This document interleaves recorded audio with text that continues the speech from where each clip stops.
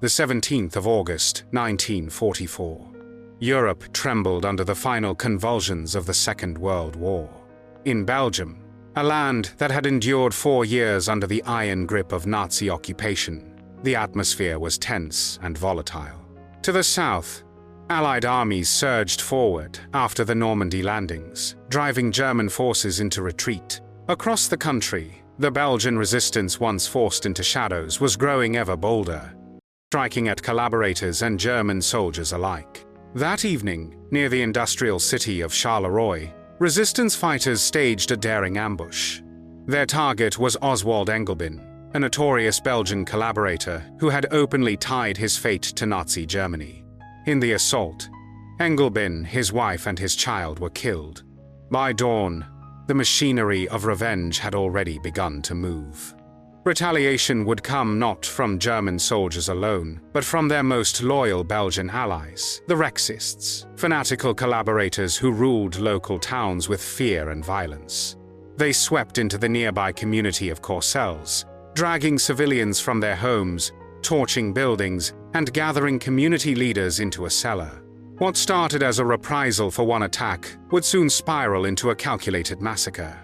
Within 24 hours, 27 innocent civilians, men and women of standing in their community, would be executed in cold blood. This tragedy would be remembered as the Courcelles Massacre, a chilling reminder of how ideology and betrayal could twist neighbors into executioners.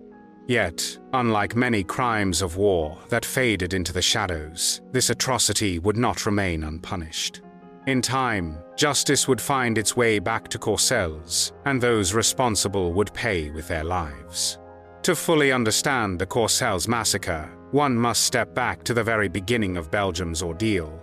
On the 1st of September 1939, Germany's invasion of Poland ignited the Second World War. Just months later, on the 10th of May 1940, Hitler unleashed his forces on Belgium, the Netherlands, and France in a lightning campaign designed to crush Western Europe in weeks. Belgium resisted, but stood little chance against the Wehrmacht's military machine. By May 28, King Leopold III surrendered, and by late June, France too had fallen. From that moment, Belgium lay under brutal occupation. A German military administration established itself in Brussels, working alongside remnants of the Belgian civil service, while King Leopold remained under house arrest. Political freedoms were stripped away, the press censored, and society reshaped under Nazi dictates. Among the most persecuted were Belgium's Jewish community, 65,000 to 70,000 strong, many of them refugees who had once fled to Belgium seeking safety after the First World War. Their hopes were shattered.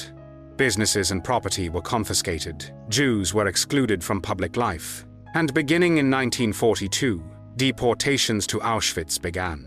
Out of the nearly 25,000 deported, fewer than 2,000 would ever return. At the same time, collaborationist movements emerged from the shadows. Chief among them was the Rexist Party, led by Léon de Grelle. Founded in 1935, Rex was initially a fringe Catholic authoritarian movement, but under German patronage, it reinvented itself as a loyal ally of the occupiers.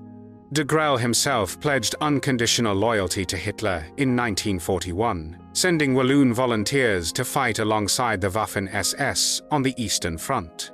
At home, Rexist militias grew into paramilitary forces of German power, especially in the French-speaking south of Belgium. Charleroi, a working-class industrial city, became one of their strongholds. Rexist appointees took control of local government, and militias patrolled the streets. Their enemies were not only Jews and political opponents, but also members of the Belgian Resistance, who grew bolder as German defeats mounted on the Eastern Front after 1943. Resistance fighters targeted collaborators with assassinations and sabotage, undermining German control. The occupiers responded with terror. After Prosper Tohels, Rexist mayor of Greater Charleroi, was assassinated in 1942, German authorities carried out brutal reprisals. Hostages executed at Brendonck camp, families threatened. entire neighborhoods subjected to intimidation. Belgium became a country split in two, one part cowering under occupation and collaboration, the other rising in defiance through the resistance. By early 1944, Reich had radicalized further. With de Grelle away fighting in Russia, leadership fell to Victor Matthys, who vowed open vengeance against the resistance. In a chilling New Year's address, he promised that every attack will be answered tenfold. His words were no mere rhetoric. In July, the resistance executed de Grelle's own brother, triggering violent reprisals. By the summer, Belgium was teetering on the brink of chaos. German retreat, resistance attacks, and collaborationist threats mixed into a deadly brew. It was within this climate of fear, revenge, and desperation that the events of the 17th of August, 1944 would explode, leaving an indelible scar on Belgian history. On the night of the 17th of August 1944, vengeance descended on the town of Courcelles. In retaliation for the resistance's ambush of Oswald Englebin and his family, armed Rexist militias, emboldened by German support, began sweeping through the area. Their mission was not justice, but terror, designed to break the will of the community and demonstrate the cost of defying Nazi power. More than 20 civilians were dragged from their homes, accused not of crimes but of influence. Community leaders, intellectuals, priests, and professionals, men and women, who represented the backbone of local society. Among them was Father Pierre Harmignie, the respected dean of Charleroi. Known for his fearless criticism of the occupation, others included engineers, lawyers, police officers, and social workers. They were taken to a requisitioned house in Courcelles, herded into a dark cellar, and told to wait. At dawn, the militia prepared their grisly task. To mask the sound of gunfire, they started the engines of vehicles. One by one, the hostages were led outside. Witnesses later recalled that Father Harmignie, before his final moments, turned to comfort the others, declaring with calm resolve, "I die, and we all die, so that peace may reign in the world, and so that men may love one another." His words would echo through history as a symbol of dignity in the face of brutality. Then came the executions.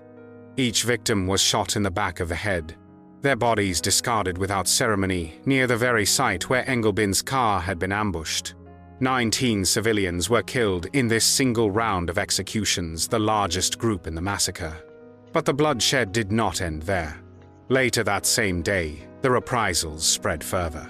Germain van Huygens de Vendre, president of the Charleroi Red Cross, was taken and executed with multiple bullets to the back.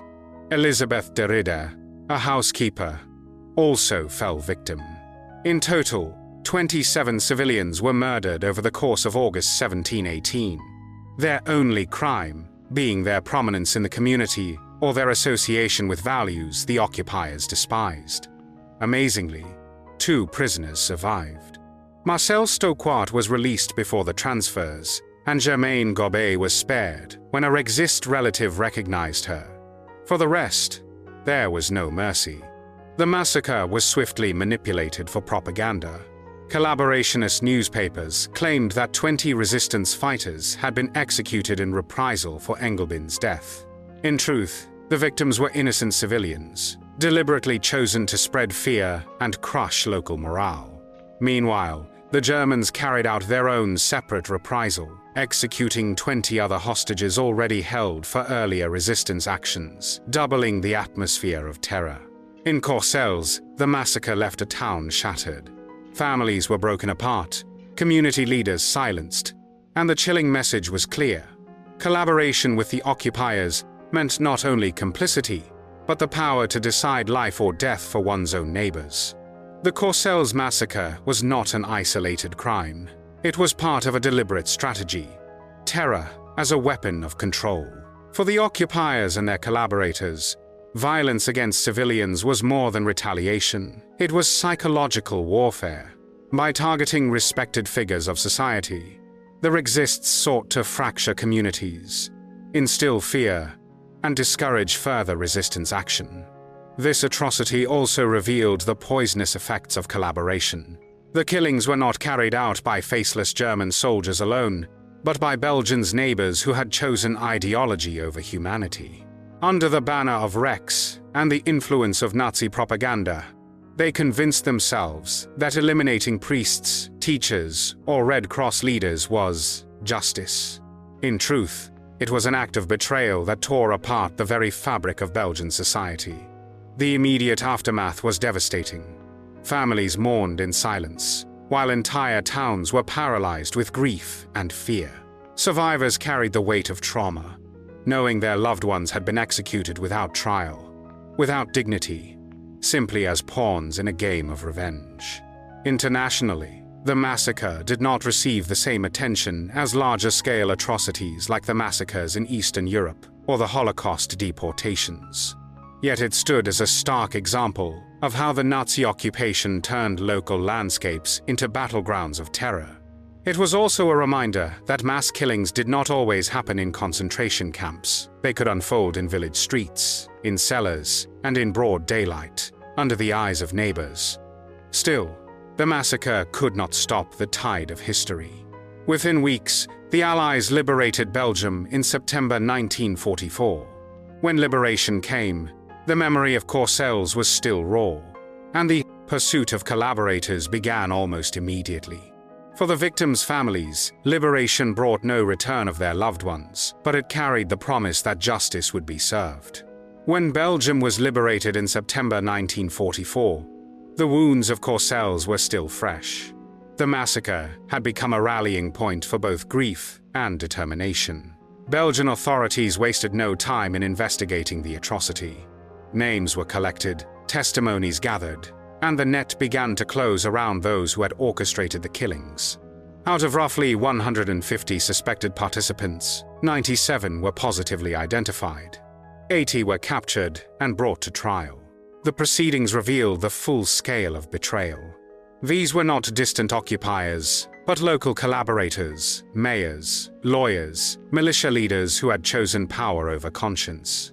On the 10th of November 1947, justice was finally carried out in Charleroi. 27 Rexists were executed by firing squad, matching the number of civilians murdered in Courcelles. Among them was Victor Matthys, who had served as interim leader of Rex after Léon de Grelle left for the Eastern Front, as well as Louis Collard, his successor. Joseph Pévenasse, a regional leader and lawyer who had played a key role in organizing the executions, also faced his reckoning. The symmetry of numbers 27 victims, 27 perpetrators executed, was not lost on the Belgian people. To many, it symbolized that the scales of justice, though delayed, could still be balanced. In the decades that followed, memorials rose across the region. St. Christophe Church in Charleroi, rebuilt and consecrated as a basilica in 1957, carried the memory of Father Harmignie and the others who died. In Courcelles itself, a monument was erected at the very site where bodies had been found. Streets were renamed in honor of the victims, ensuring that their names would live on. Each year, on August 18, ceremonies are held to remember the massacre, with survivors, families, and local communities coming together in solemn reflection. The long-term impact of Courcelles was profound. It exposed the extremes of collaboration and the fragility of national unity under occupation. It also stood as a warning. When ideology overrides humanity, even neighbors can become executioners. In the larger tapestry of Nazi atrocities, Courcelles was both a local tragedy and a universal lesson about betrayal, fear, and the urgent need for justice. The Courcelles Massacre remains one of the darkest episodes of Belgium's wartime history, a crime born not only of Nazi brutality, but of collaboration, betrayal, and fear. 27 lives were taken, not on distant battlefields, but in their own community, at the hands of men who had once been their countrymen. Yet this story is not only one of loss, it is also about resilience and justice. The massacre did not silence Belgium, it strengthened its resolve. The execution of the perpetrators in 1947 showed that, however delayed, accountability could prevail. The memorials, rebuilt churches, and annual commemorations stand as enduring reminders that the past must never be forgotten. The lesson of Courcelles is timeless. History warns us that terror thrives when ideology dehumanizes, when neighbors turn against each other, and when silence allows injustice to spread. By remembering these tragedies, we honor the victims and guard against the repetition of such crimes. Thank you for watching World War II Truth Files. If you believe stories like this must continue to be told, please like, subscribe, and click the bell icon so you won't miss our next episode. Together, we ensure that the voices of history are never silenced.